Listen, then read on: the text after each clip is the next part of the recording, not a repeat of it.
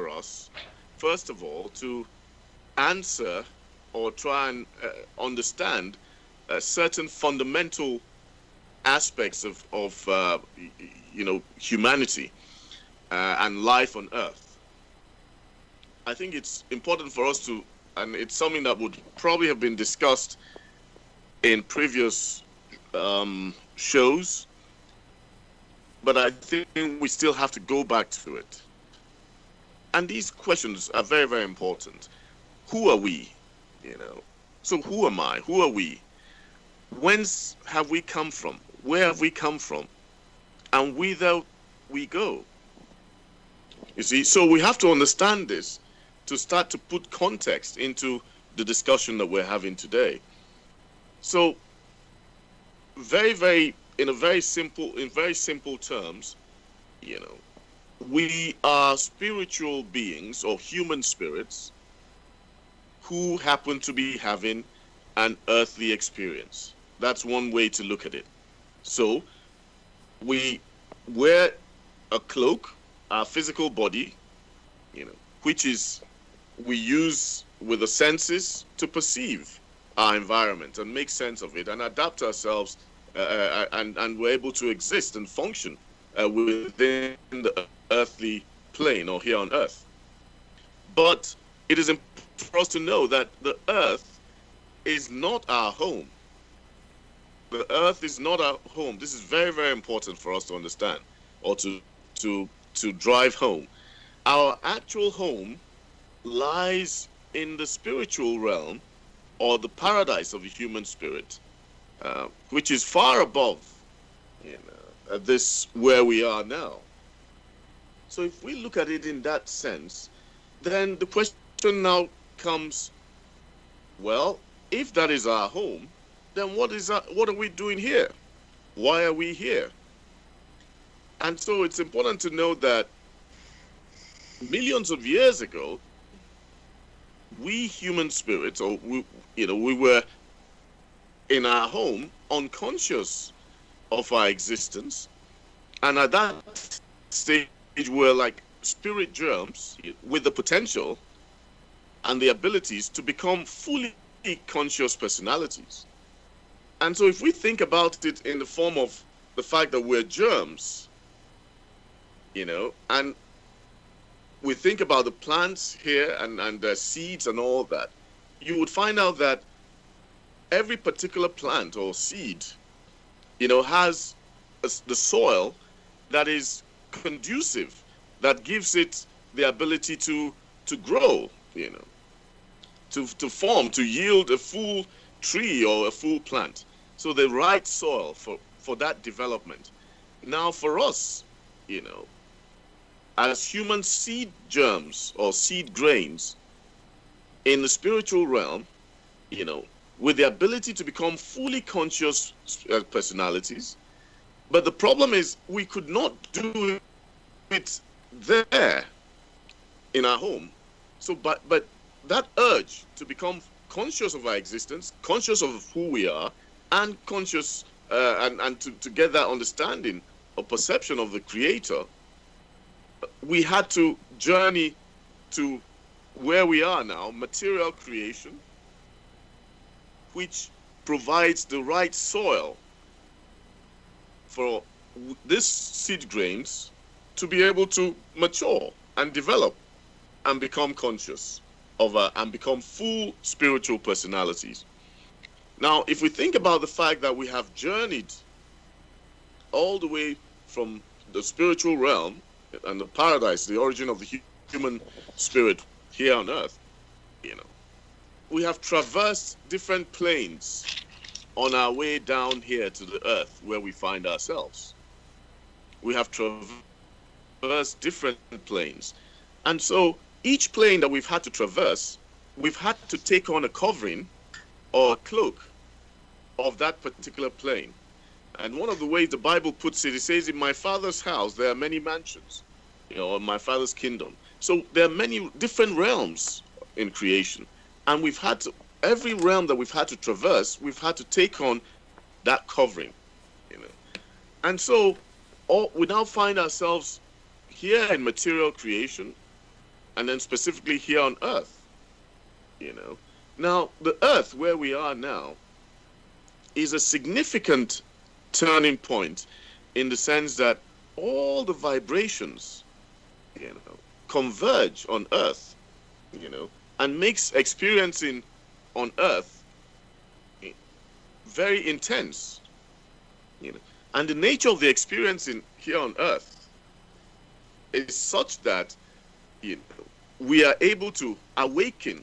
That's the spirit that has been unconscious is able to gradually start to awaken and have an awareness of its person, of who you are, you know, and then gradually mature. Now, if we think about the reason why we are here, to attain that consciousness, to develop the personality, and become aware of the Creator and His will, then it stands to reason that one earth life is not enough to achieve that maturity and consciousness of personality. So we have had to come over and over again with that brings us to the issue of reincarnation, but I won't go too deep into that.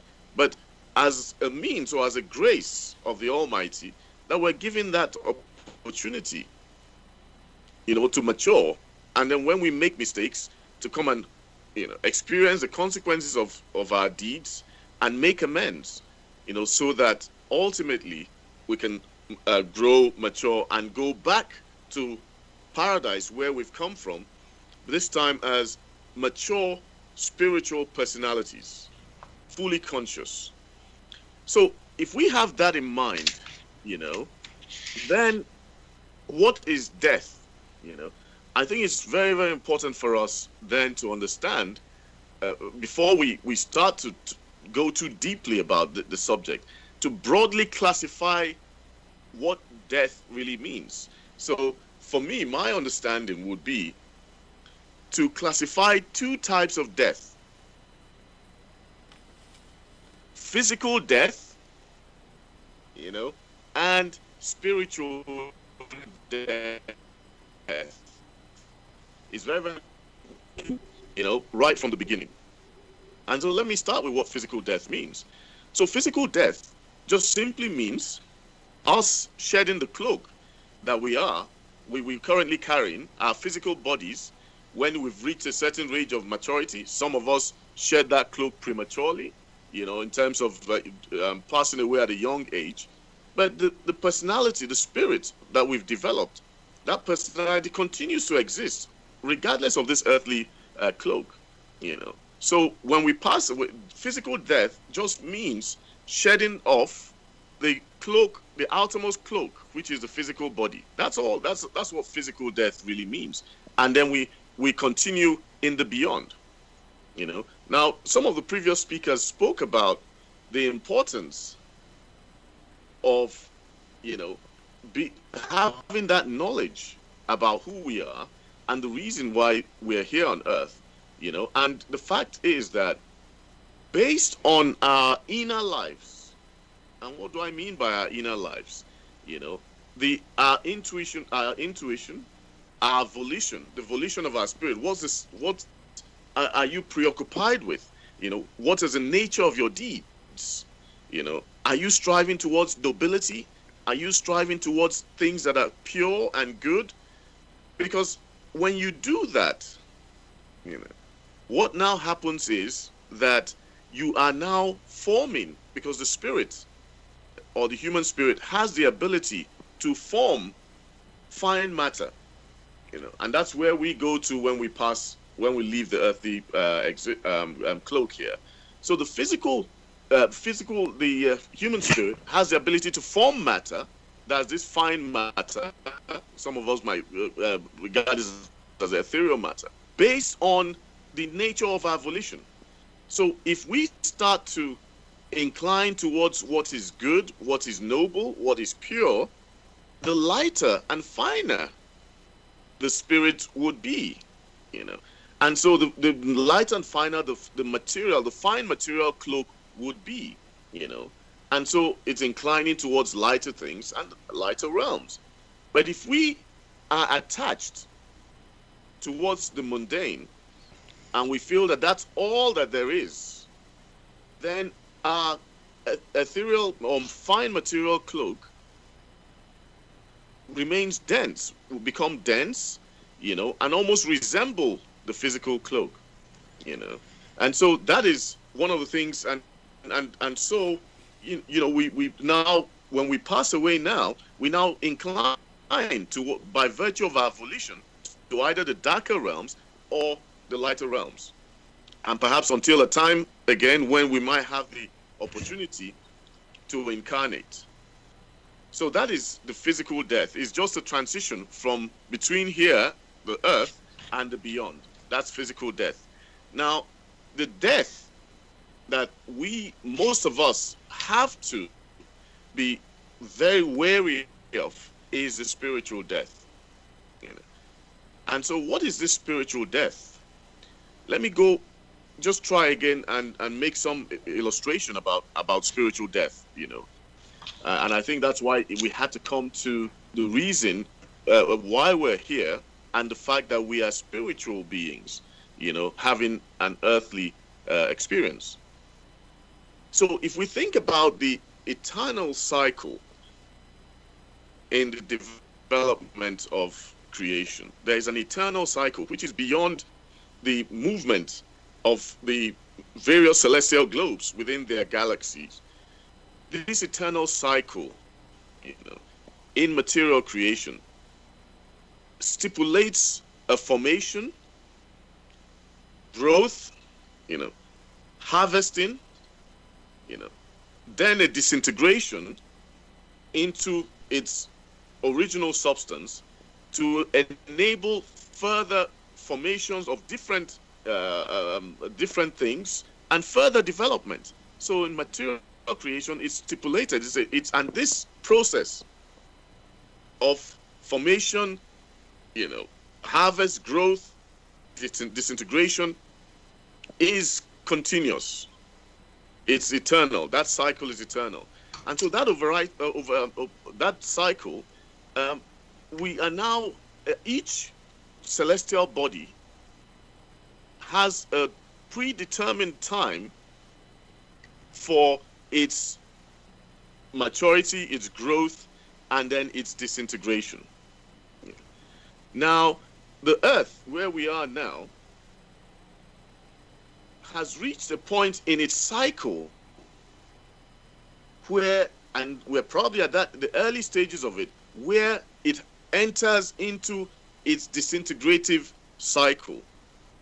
We're in that cycle of in the development of the Earth, and every celestial globe has its own predetermined time, and all these things are a confirmation of the consistency of the laws of the Almighty.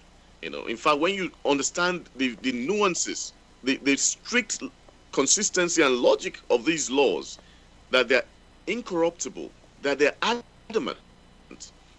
So each plane has its own time. And so the question now for us is, as human spirits, if we have not advanced our development, our spiritual development, and so we remain attached or bound to matter, material creation, both the earth and even fine matter, if we're not able to detach ourselves from matter before this period of disintegration is concluded, then we stand the reason to be, to join in that process.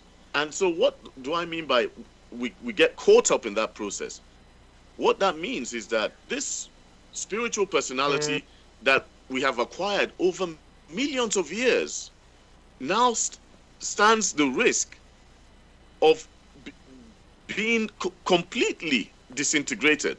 And obviously this takes place over thousands of years, or not in one night, but a disintegration such that this personality that you've acquired ceases to exist. So if we think about ourselves as spiritual beings that are supposed to be upbuilding, and spiritual blocks, and then just think about yourself as a spiritual stone that should be part of the upbuilding, and then you are now seen as a useless stone that cannot do anything in the upbuilding process. And so what happens? You are crushed. You are crushed, you know, and so that personality does not exist. You know, you are crushed. And that is the worst thing that can befall a human spirit. After millions of years of and a different surgeon incarnations here on earth, to lose that personality, and you know, it's the worst damnation, and that is the spiritual death that is, and the actual death that should be feared, and that's the death that's talked about in the Bible.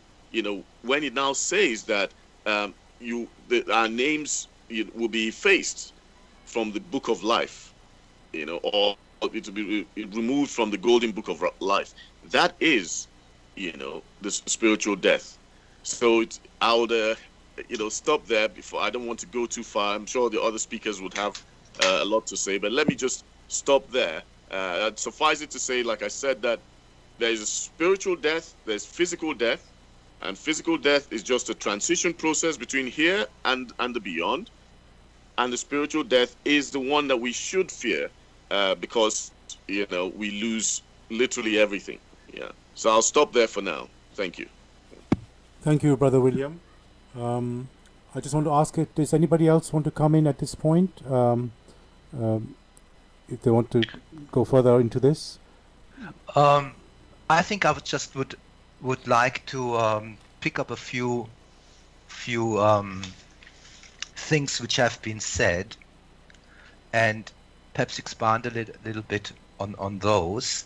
Not with Brother William here gave us a very big picture, and I want to go back to this life here on earth. And this life here on earth, Brother William said, it's a school.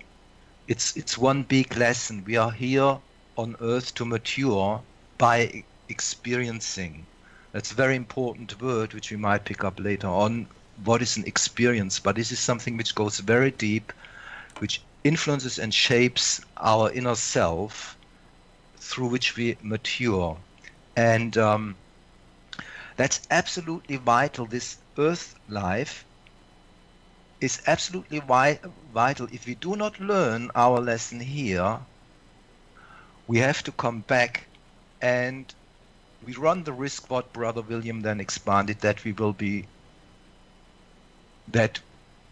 too late to finish schools. Now the school continues in the beyond too, but this is a very important class. In fact, the most important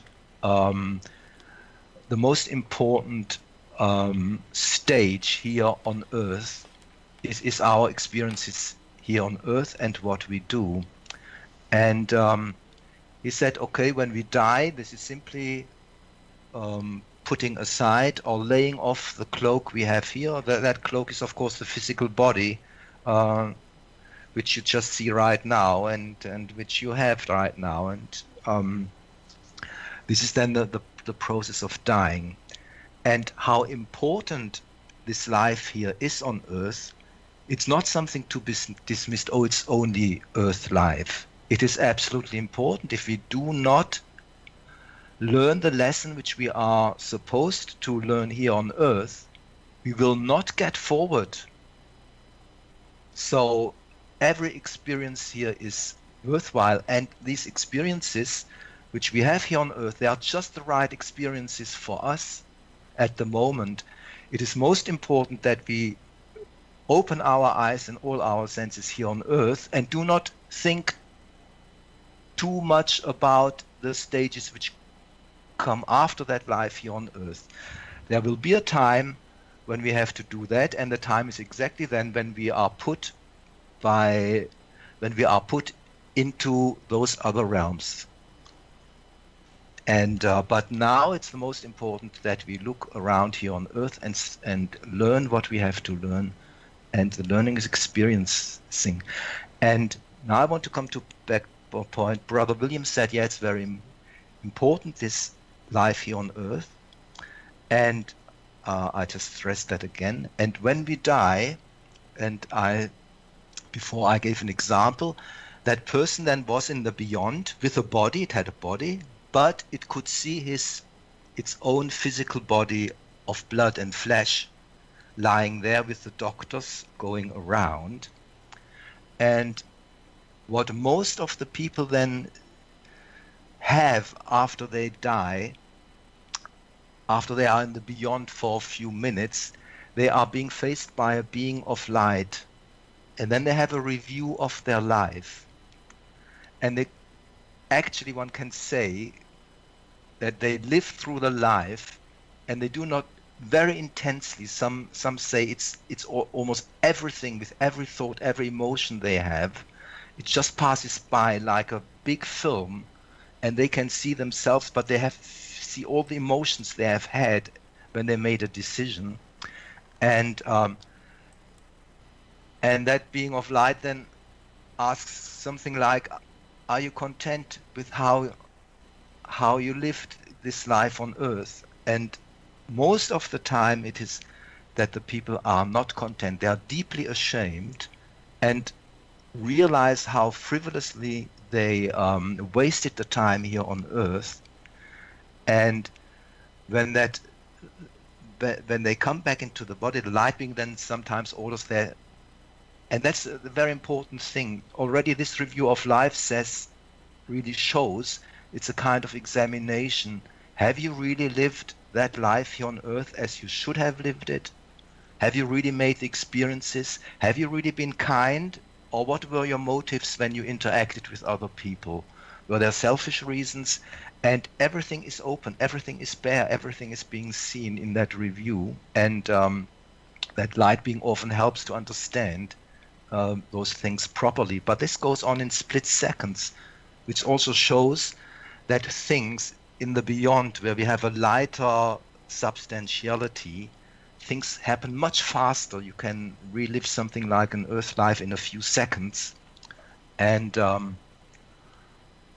also, I'll go later onto it, it's a completely different thing, the life beyond, where we step, even if you are just a few minutes in the beyond, 15 minutes or so, or 10 minutes, it's already such an experience that when you come back to your body and this light being orders you to go back and then says your time to die has not come, then the persons are often very changed. They're much more serious, and also their attitudes towards other people have most of the times changed to the better. They are not so concerned anymore with running after the money, how Brother Femi described it, or with amassing external wealth, but there's a kindness towards all others, and love becomes the most important things. And that's what they often learn in those near-term experiences, that to love here is a really important thing. So that's just to bring back the point, this earth life is absolutely crucial for our getting on. And if we want to avoid that spiritual death Brother William has talked about, it is really to live this earth life properly now. And that's the most important thing for us to look at. That's why we are here on earth. And so now I think I'll stop here and give it back. Yes, thank you, Brother Rainer. I really like how you described it like a school. The earth is a school, or school of life that we are going through. And so before I go to the next question to Brother Femi, I just want to tell the listeners, dear listeners, you're listening to Blessradio.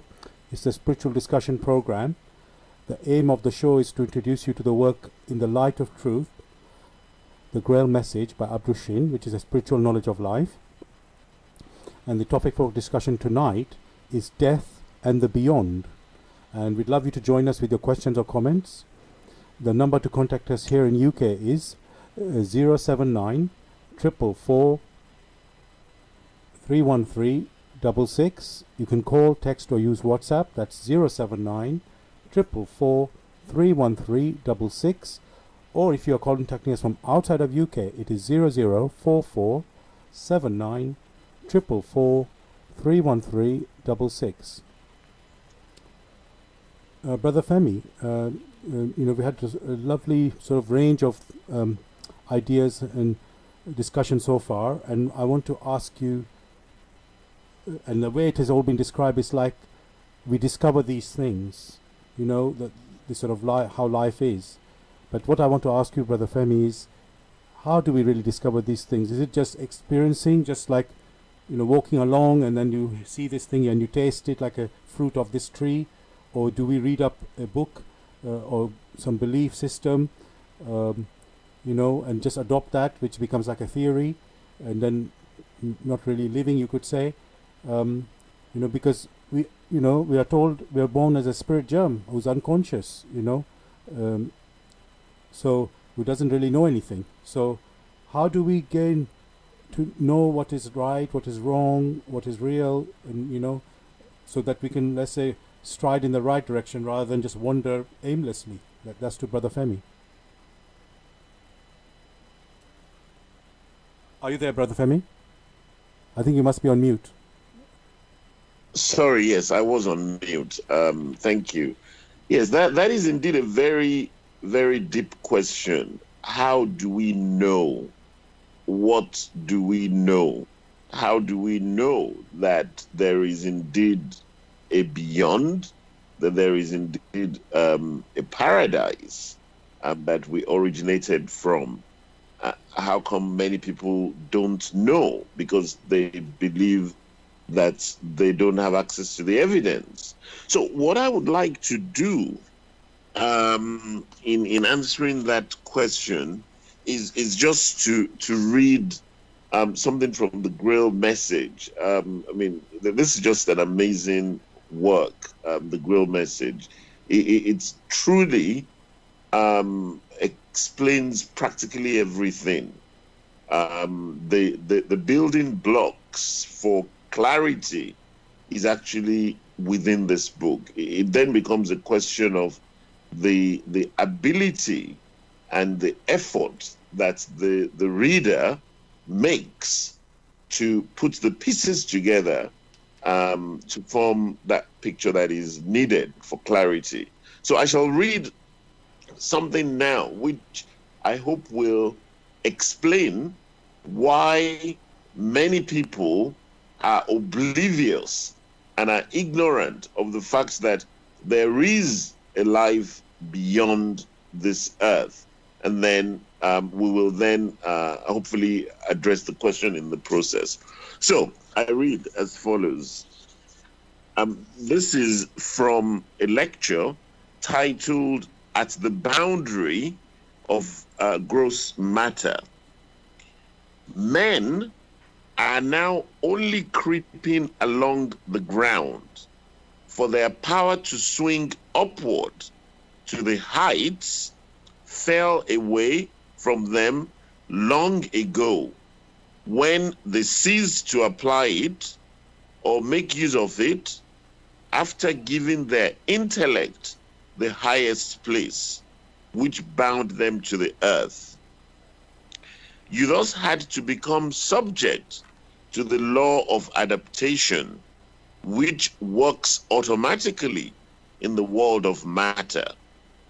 It is the same with you as with the animals, whose wings, when never used, first gradually deteriorate and then cease altogether to develop, or with fish, which in the course of time lose the air bladder they use to raise and support them in the water, if they continually stay only at the bottom because of currents which are too strong for them. Naturally, this does not take effect quickly from one day to another, but only in the course of centuries and even thousands of years. But it does come about. And this has already taken effect with the human spirit. Everything you do not use zealously in the right way must gradually become stunted and lost to you.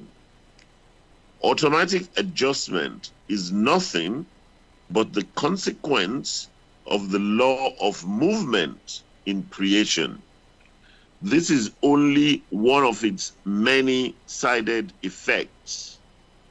That which does not move in the right manner, and naturally also that which is not always kept in the necessary movement, must degenerate and finally be discarded altogether. Also from every gross material form, for each form is shaped only in accordance with the kind of movement. Do not protest that this is contradicted by knowledge of the sentence that the spirit forms the body. I shall leave it there. But the key point, which I am trying to emphasize to us all, is that the knowledge of the spirit of a higher world is something which is actually embedded within each and every one of us. We were given a tool as part of our innate structure that connects us back to the highest realms. This tool, for want of a better expression, we can refer to it as our intuition, our intuitive perception.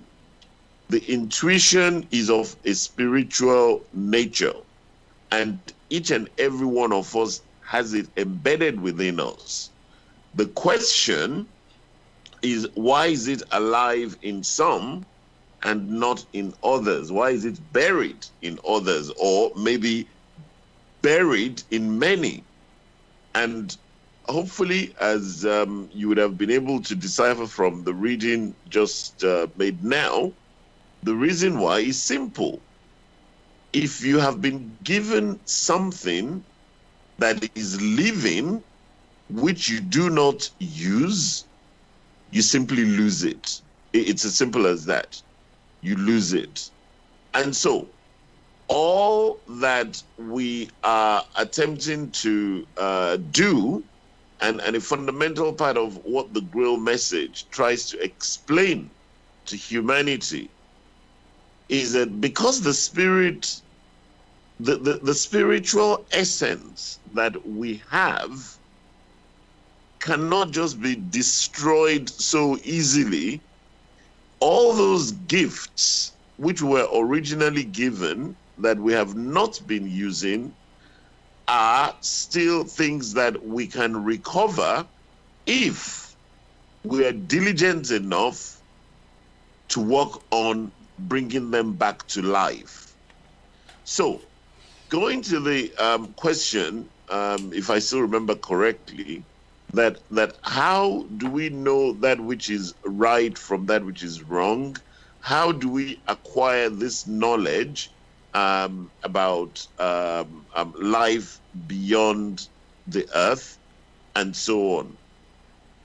We acquire them, these are knowledge. This is actually something which is already inbuilt in each and every one of us. There are different experiences that we have, both when we're conscious during the daytime and at night when we're sleeping.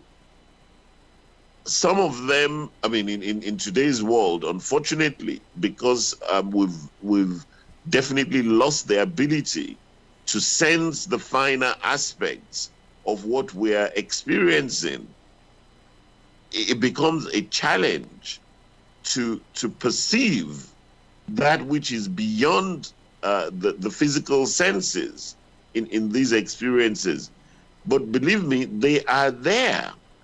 And in exerting yourself, in taking the pains to acquaint yourself more in a more lively way with the truths of life, and then letting that become a reality and a living experience for you, then you gradually begin to rediscover these talents, these skills that have always been there, but which we have buried.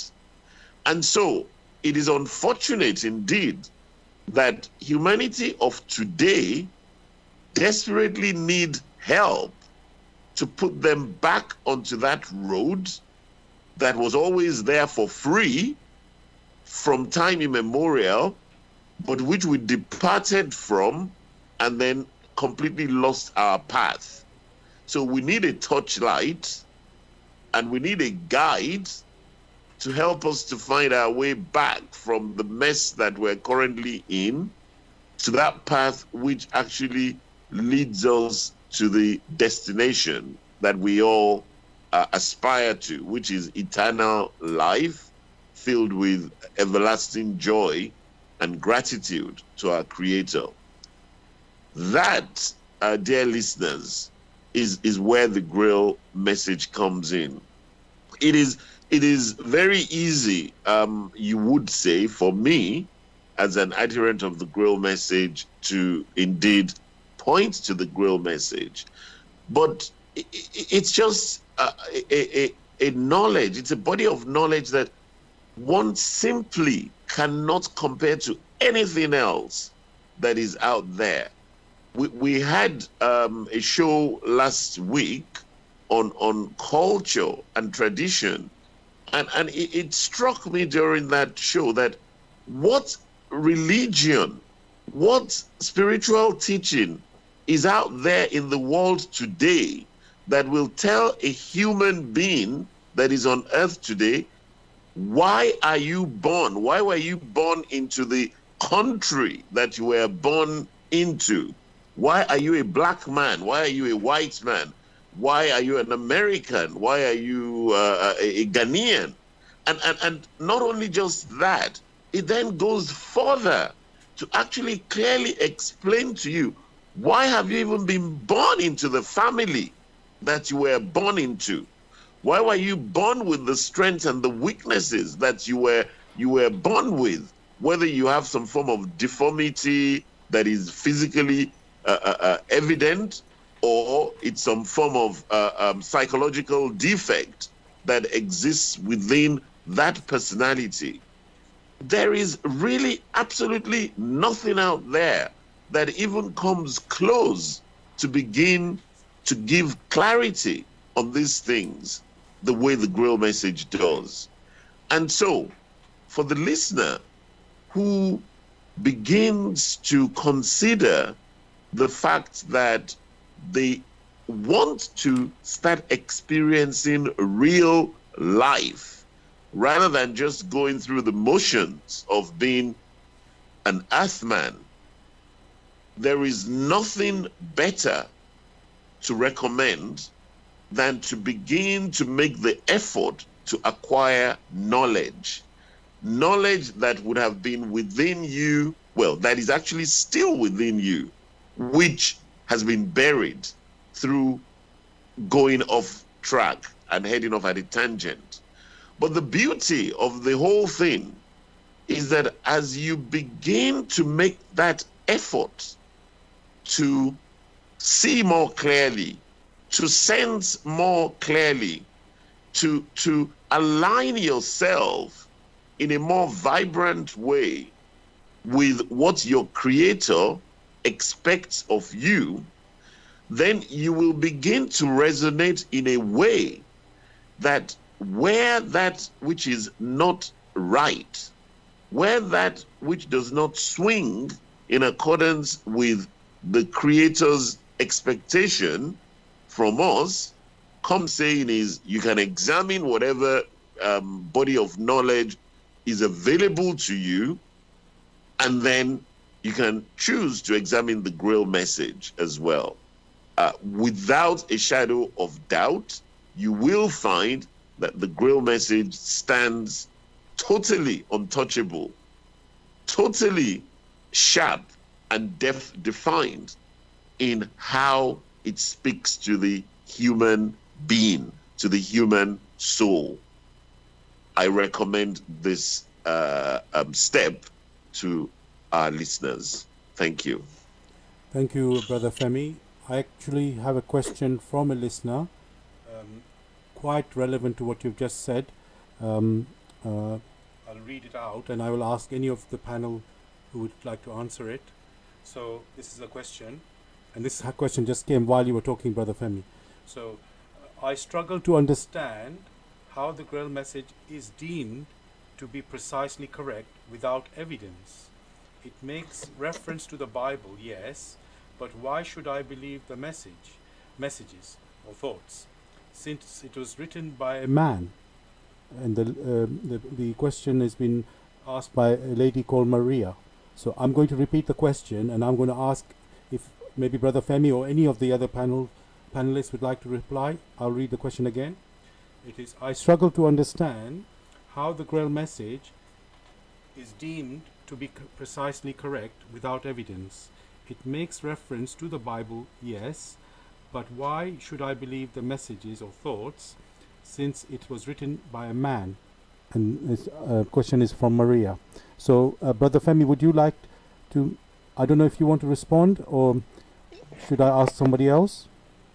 Well, I mean, I will just say just one or two things, and most definitely, I'm sure that the others will have much to say. Hopefully, and one more thing. Sorry, just to stop you. Sorry, one more thing. There's a little bit extra. I just saw that now, which you can just include as well. It says, "I have the Bible. Why do I need the GRAIL? Why do we need the GRAIL message? If we have the Bible, why do we need the GRAIL message?" So that's a supplemental one. Okay. In terms of the first question, which basically said something along the lines of the GRAIL message was written by a man.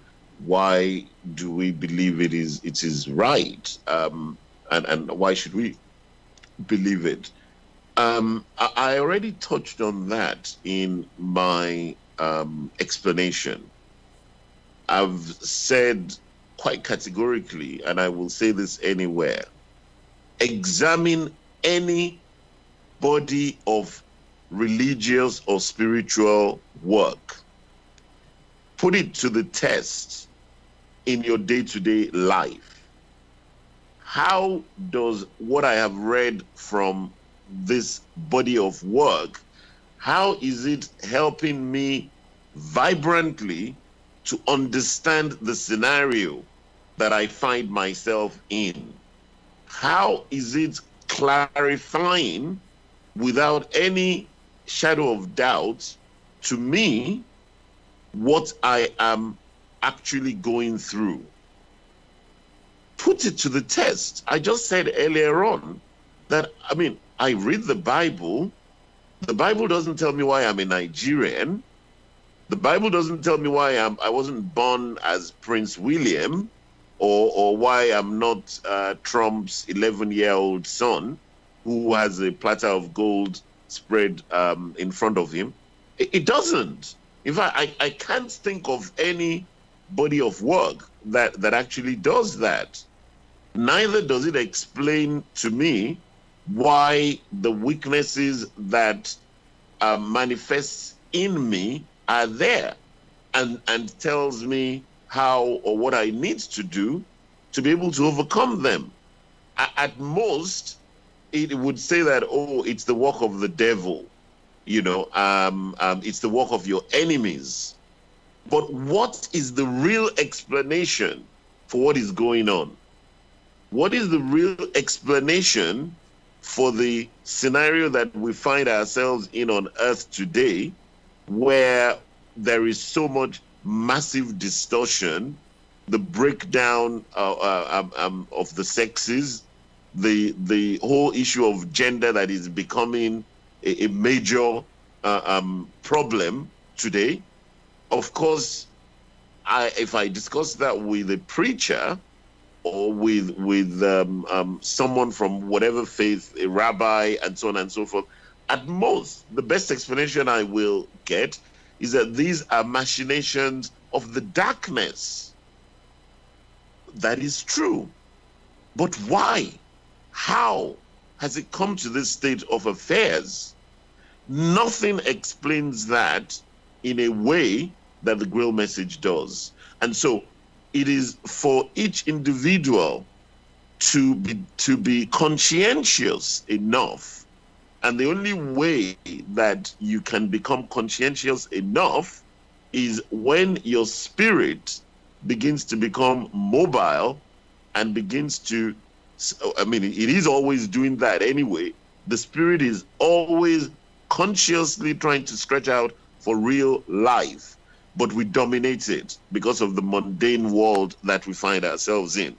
But when the individual begins to make a concerted effort to really know, to really have a better understanding of what this life is all about, and begins to make that, devote the time to acquire real knowledge, then you will suddenly begin to find that you cannot compare the GRAIL message to anything else. Is the GRAIL message the work of a man? Absolutely. Is the Bible the work of a man? Absolutely. Why do I say absolutely? Because these were books that were written by men that lived here on earth in a physical body. Now, we say, oh yes, the Bible was the work of men, but it was inspired by the Holy Spirit, and that is what has been written down. Maybe, maybe not. So, was the work of the GRAIL message also indeed written by a man who was on earth, but who was also inspired by the Holy Spirit? I will leave that to the listener or to the reader to figure out by themselves. The key thing is it is a work that is accessible to anyone and everyone who chooses, who cares to know. It is there. From my own personal experience and from the amazing things that I've been able to become aware of as a result of what I've been able to gain from this work, I strongly advise anyone who wants to experience real life to make the effort to acquaint themselves with this knowledge. Thank you. Thank you very much, Brother Femi. Anyone else wants to say something as well? Yes, may I just add a little bit to what Femi has said there? Yes, go ahead, Brother William. Go ahead. Thank you for that explanation. Now, obviously, the background of the lady who has asked this question is, it does seem like she's a Christian, and so the question would be, well, I have my Christ, and so what you know, why should I renounce my Christ, or should I renounce the Bible? Now, no one is saying the Bible is not a book of great truths, you know, but the actual reality is that most of us don't really understand the Bible, and we try to interpret or try to understand it in a literal sense. But when we talk about the GRAIL message, you know, that saying in the Bible that actually goes, and I quote, it says, "By their works ye shall know them." You know, I think this applies to the GRAIL message. You know, so it's not about judging a book by its cover, but by its content. You know, and so let us paint a picture here. You know, now if we go into the development of the human spirit, or the development of man here on earth, and we've been here for millions of years, whether we want to accept it or not. And a lot of us have been incarnated and reincarnated. So this is not the first time that any of us is here. Now, you see, at every point in the development of the human spirit here on earth, out of the love of the Almighty, out of His grace, you know, help is sent to us by way of knowledge, to extend our knowledge, you know, that helps in development, you know. So we've had various prophets in various other places in the world, in the East, for instance, you've had people like Lao Tse in China, who are usually seen as forerunners or truth bringers. You have in Iran, you have Zoroaster, you know. You have Krishna in India. So these are all more forerunners who have come to help people to a higher level of maturity, the human spirit at that time. You know, 2,000 years ago, because of the prophets and all these forerunners that had come to show mankind the way to the light, mankind had deviated. We literally persecuted these people, you know. And so, as a mark of urgency, a part of the Almighty, you know, came down, and this part of the Almighty came and incarnated in flesh and blood here on earth as Christ, as Jesus Christ, you know. And we see what happened, you know, the outcome, you know, humanity rejected him, you know. And so that was the epoch that we were then. Now, a few other forerunners have come since that time. And then, about 70, 80 years ago, you know, comes this piece of work, you know, called the GRAIL message, that gives us that comprehensive overview of creation.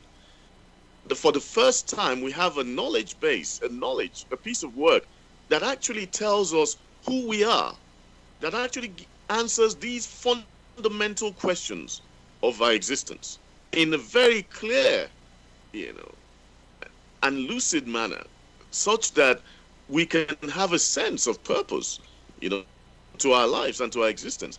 A piece of work that corrects all the misplaced signposts, all the errors that have arisen out of translation. Bear in mind that most of the teachers, some of them did not write down what they spoke about. So we human spirits tended to distort a lot of the things that they talked about. So for the first time, we have that comprehensive knowledge about creation, about who we are, about where we've come from, about where we go. A comprehensive understanding of the laws of the Almighty, you know, as a manifestation of his will. Because only in understanding these laws and the will of the Almighty, you know, are we able to, you know, attain that degree of maturity that is required for us to return back to our spiritual home, paradise. You see, so it's important that we understand the value of the work that we're talking about. And like Mr. Femi said, you know, it's just on its own. There's no comparison, you know. So all I would say to the lady is, again, I repeat that phrase, by their works ye shall know them. So I encourage you to examine this piece of work, you know, and then be objective, be prepared to leave any preconceived opinions that you might have. Just objectively examine this piece of work. And how, you know, do you objectively examine it? You have the ability to reflect because it's logical, it's simple, and also you have the ability to intuit because you are human spiritual in origin, you know, and the tool of the spirit is intuition. So through your intuition, through your ability to reflect, you know, you may come to that understanding or be able to fathom, you know, this work and the origin and the source of this work, which comes from the highest of heights. And then you would understand and appreciate that no ordinary human spirit like you and I could have written such a work with that authority, you know, and clarity, you know, and comprehensiveness of the GRAIL message. So that's all I would just want to add to what Mr. Femi just talked about in answer to that question. Thank you. Thank you, Brother William. Brother Gregory, you'd like to say something? Yeah, Brother Femi and Brother William spoke very well. It's quite commendable. Just a bit.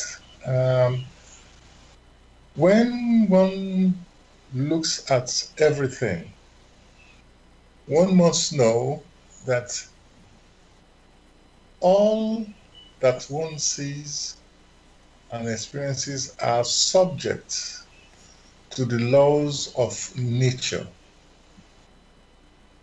Otherwise, there is no reference point. The basis of the Bible is what needs to be examined. The basis of any so-called religious work needs to be examined. And the beliefs, so-called belief system, the basis is what counts. Because one has examined the work in the light of truth, one can clearly say the basis of the work are the laws of nature through which everything came into existence. Therefore, if one wants to be objective, one must use that reference point, the reference basis through which every process in nature is fulfilled. No work had comprehensively addressed itself or any questions along such a basis.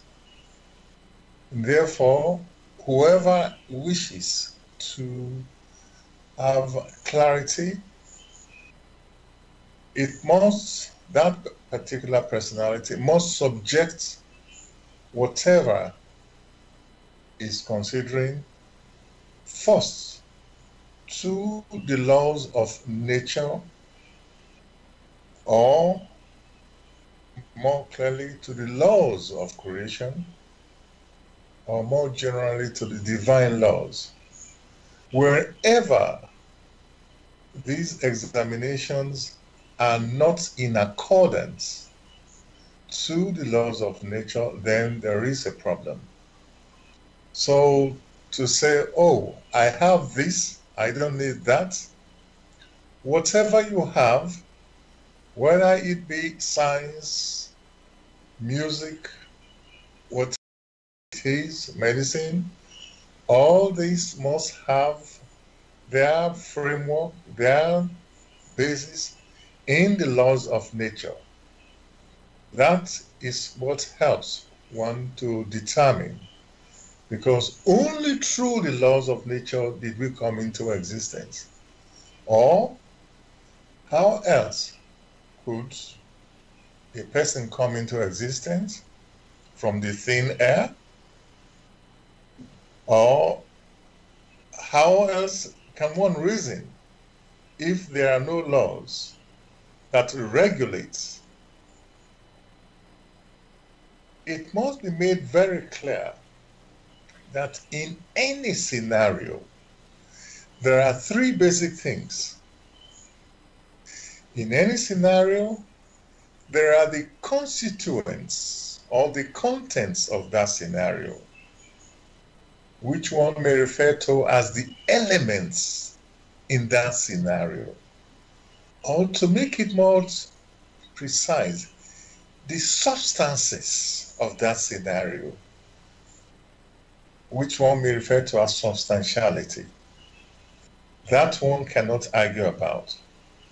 Secondly, in any scenario, one must look at the processes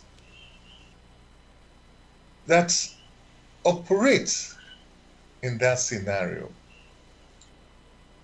So one cannot just say things happen in an arbitrary manner. No, there will be some regularities, and in carefully looking at it, one will find some things being repeated. These one may refer to as the laws that help to regulate and operate in that scenario.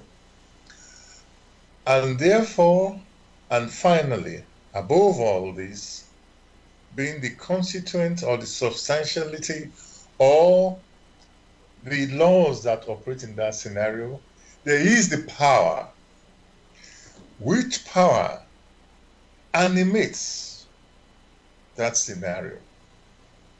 These three considerations is what each scenario must be looked at. One may express it in a different form. The power, the Father. One may also go as when we have the so-called Trinity. These are just concepts which one had put in different formats. These may also be found in biblical settings or in any settings. But the human spirit needs to wake up and not say, give me that old-time religion. It was good enough for my father, and it's good enough for me. That will not suffice, for it will be too late, like the virgins, some who were awake and others who had no light or no fuel in their lamp. So what counts is the contents of whatever teaching, and what activates it, the basis of that teaching, is what counts. And therefore, one will not even say, believe in what I say. Let no one take whatever discussions in this forum to be true unless they themselves have examined it, torn it apart, examined it to the best of their ability. Only then will they say, yes, maybe it is true or not. Else it will be a waste of time. That is the difference between the walk in the light of truth. Thank you. Thank you, Brother Gregory. There's something I would like to say as well, because the topic for tonight is death and the beyond. And people who may be listening, especially if you have not known the knowledge in the GRAIL message, that think this is two separate things, death and the beyond. You know, the death on the earth, and then there's like life on the earth, and then there's something in the beyond. But one thing, when you read the GRAIL message, very clearly you find it's actually just one existence. The death on the earth is just a birth into the beyond. But that beyond is part of this one world or universe or creation that we, let's say, simply describe it as. So it's just, so now I want to use that as similar to what this question about the GRAIL message and the Bible and or any other teaching that anybody might have. All these teachings have been given to help mankind over time, and we have already established in this discussion today that we have not been on this earth once. In fact, everybody has been reincarnated multiple times. Millions of years the human beings have been on this earth, and no one human being on this earth that is here today has been here, is coming for the first time.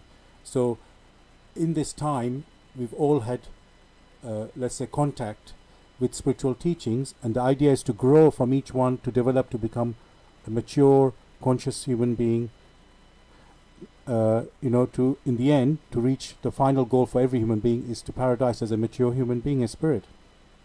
Now, and that's a long journey, as we've already described. So all the teachings that have come, they're all valid. Yes, we have mentioned things have got distorted, man has messed around, and so on and so on. However, the truth which is in these teachings are still there. You can find it. And one thing that everybody has is this gift, we have mentioned it before, intuition. You know, we are not meant to be a robot and believe just what we are told. We are meant to think about it, sense within it, whether it's right, wrong or not. So this gift of intuition, which God has implanted in every human being, has to be used. So whatever you hear, whatever it's a Bible, whatever spiritual teaching, GRAIL message, whatever, you've got to use your ability. You can't just, like Brother Gregory said, don't believe us, what we say. Go and examine it with your own eyes and check it out yourself. So everybody has that responsibility, you know, but what I really want to say is, do not fear that you're separating yourself from one teaching or another teaching. What you're doing is following your heart. You examine everything, not because it's a doctrine that somebody told you to believe in it or follow it, or maybe our parents told us. It's something you use your own inner ability and become conscious. Up to now, most of us have not even conscious that we are going to be who we are as a human being. Most of us have no clue on that, even though we say we believe in so-called life after death, but we are not conscious of it. It's just a belief. So the GRAIL message, the idea of the GRAIL message is to bring all these teachings and whatever it is that we are, from a belief into knowing, conviction, actually knowing, no more belief. It's going to be real knowledge, which is just consciously known inside us. Not so that's the, I will put in a few lines those words, that nobody needs to be scared about anything. Just know that you can get the right, you can find out what is right, what is wrong, with the abilities that you carry within yourself. You have to trust that, and you have to use those abilities in you. Now, I know we've only got 7 minutes left, and there's quite a number of questions I would like to go through. So if I may, with Brother Gregory, put you the next question, and if you can be brief about it, and then I want to maybe ask a couple, maybe one more after that one. Brother Gregory, people talk about ghosts. So can you please tell us very briefly, what are ghosts? Ghosts basically are human spirits that have departed, or that do not have their physical body anymore, but the soul is still very much nearby within the earthly surrounding, and sometimes they are able to, through some person nearby, to make themselves perceptible, able to draw some radiations from others. But the thing is that they are very close by to the earth, to the earthly surrounding, due to one reason or the other. To find out more, examine the work in the light of truth and make up your mind and expand your knowledge. Thank you for that, Brother Gregory. I'm going to go to Brother William again. If you can give just a couple of minutes on this one, Brother William. What is suicide? Well, basically, is suicide a crime? And we're talking in a spiritual understanding, that is. To Brother William, please. Brother William, I think you're on mute. Hello? Hello, Brother William? Yes. Can you hear me now? We can hear you, yes. Did you get my question? Yes, I'm mindful of the time, but yes. This is just one question that needs to be answered very clearly. Right. And so you've asked whether suicide is a crime. Yes. And I have to say, yes, it is. And the reason why it is a crime is because it is like you've been given a gift. Every earth life is a gift. Regardless of the experiences that we have, the adversities that we face, all these things are a gift for us. And why is it a gift? Because through the experiences, like my fellow panelist said, that the earth is a school, where we're here to learn and to intensively experience and mature. So every experience that comes our way, if we adopt the right attitude, to learn what the meaning of the experience is, to learn what is supposed to teach us, to ask ourselves that question: how might I, through this experience, become a better human being? Then you would have you're likely to understand the nature of the experience and why you've attracted that experience for yourself. And so, for one to take their own life, is a crime, in the sense that it is more like an ingratitude to the Creator, who, out of his grace and love, has made that opportunity possible or available for this human spirit to mature and develop. You haven't given yourself that life, and so to take it, because of some of the experiences or not, it becomes a crime against the spiritual laws of creation. And when you commit a crime, it has consequences. So according to the laws that have been talked about on several occasions, the crime, the consequence can be quite dire. So when people are feeling in that way inclined, it's important to encourage people. Whenever you have people who might be suicidal, it's important to encourage them to get some help, to see someone and talk to them, talk to someone, preferably someone with some spiritual knowledge or background that can instill some hope and ensure that people don't do stuff like that, going as far as taking their lives. So I'm mindful of time, so I will just leave it at that for now. Okay, thank you very much, Brother William. The listener has requested, can we continue this topic next week? So please, I'm going to ask all my colleagues, are you happy to do that? Because there are so many questions we could deal with, and obviously we spent quite a bit of time on one specific matter about the GRAIL message. So are you all happy to continue next week on the same topic, death and the beyond? Because I think there's a lot more we could talk about. Just want to ask, let's go with let me ask, Brother Rainer, would you like us to continue with this as well? Are you happy? Yes, I'm very happy about it. There's so much more, so much to talk about, and we can go more in depth. And if that listener perhaps puts forward some questions pertaining to that, there are in fact so much interesting things. So yes, let's do that. Is everybody okay with that? Just to confirm that, Brother Femi, Brother William, Brother in case the listener is still listening, I would like to suggest that perhaps they could send a series of questions that they have now, so that this can be taken into consideration for next week as well. Okay, I will say that. Thank you. Our next presenter is here, so we're going to ask. I'm not going to ask anybody to say goodbye now. I will say it on behalf of everybody. So thank you, listeners, for joining us tonight. Had a very enjoyable discussion on death and the beyond. Please do join us next week. We're going to be continuing again on that topic. And I wish you all a great week. I want to welcome Brother Sayom to do our next show. Brother Sayom, how are you doing? I am well, thank you, Brother Saad. An interesting topic you guys are talking about. I mean, I have a lot of my own insights on this too.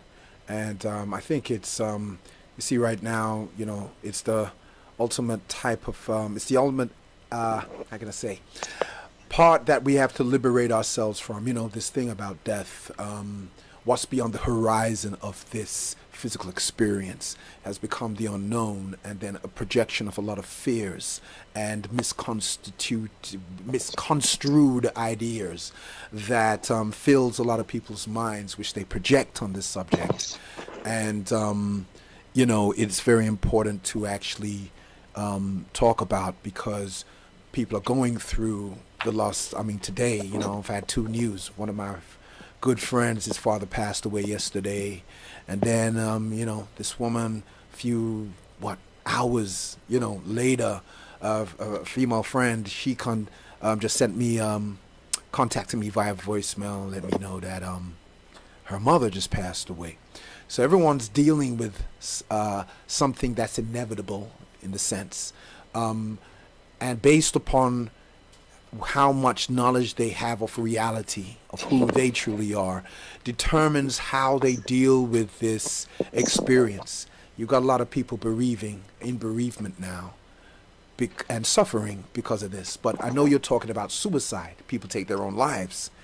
The only thing I wouldn't agree with is about it's a crime, and these ideologies seems like this draconian religious, you're going to be judged and burnt and damned in hell, all of that type of old old rhetoric to keep you fear in control through fear. There is consequences to our behaviors. So I'm not saying there's no, there's no effect from a cause. But I think when we step into that judgment place of saying it's a crime and who's done this and all of that, this is through what I know, this is not an accurate way of looking at things, because people are actually judging themselves at the most deepest level of who they are. And this is the reason why it's so important to become conscious of who you truly are. Come out of the counterfeit identity to enter into the authentic reality of yourself. So this is what I'd say on the top subject, but my show's coming up now. Yes. I this is just showing you how I found it interesting as I was sitting listening in on this subject matter. So it's very big, and it does deserve a decent inspection, Thank you, Brother Sam. I will say, I agreed with what you say. We did try to fit those questions at the end, and that didn't do justice to how much we could talk about it. So I would say we pretty much agree with what you have said. But I won't take more of our time. So dear listeners, please do send in your questions. You can send it to the number here, Blessradio, 079 444 31366. And that's the UK number on the WhatsApp. And hopefully I'll be here next week, so I can read those questions. That'll be really useful to have. So the topic will be next week, Death and the Beyond, part 2. So thank you, listeners, for being with us. I'm going to say goodbye on behalf of my colleagues, Brother Gregory, Brother Rainer, Brother William, Brother Femi. Thank you very much for being with us tonight. This is Brother Saad signing off. Wish everybody a great week. God bless. And Brother Sam's next.